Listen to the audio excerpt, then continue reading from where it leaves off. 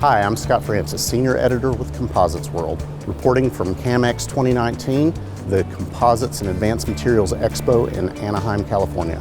The composites industry is one of constant innovation and iteration, and at this year's show it was evident just how much the industry continues to evolve. The potential for thermoplastics to enable high-volume production, particularly in aerospace, continues to be a big topic of conversation. One example is a rotorcraft panel demonstrator developed by the TPAC using their TPC cycle process, aimed at reducing the production scrap of thermoplastic composites processing and reducing the overall environmental impact at an affordable cost.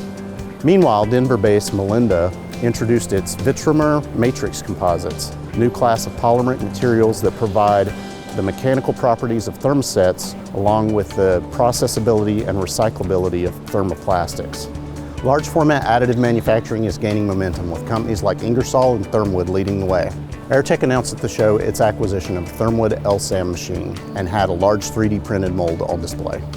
And that's just the tip of the iceberg. This year's CAMX was packed full of exciting innovations in the composites industry, but this year seemed to bring more than just advances in materials and technologies to the forefront. One of the key themes that seemed to run through the show was about the adaptability of the composites industry. From the keynote from Vicki Holt, President and CEO of Protolabs, who spoke about collaboration, change, multifunctionalism, and education, to large companies like Owens Corning, who spoke to me about working with companies to really understand their ideas and bring them to life. In the end, it's about the people of the composites industry, people working together and collaborating to try to make changes to better our world. For more coverage from CAMX 2019, make sure to check out compositesworld.com.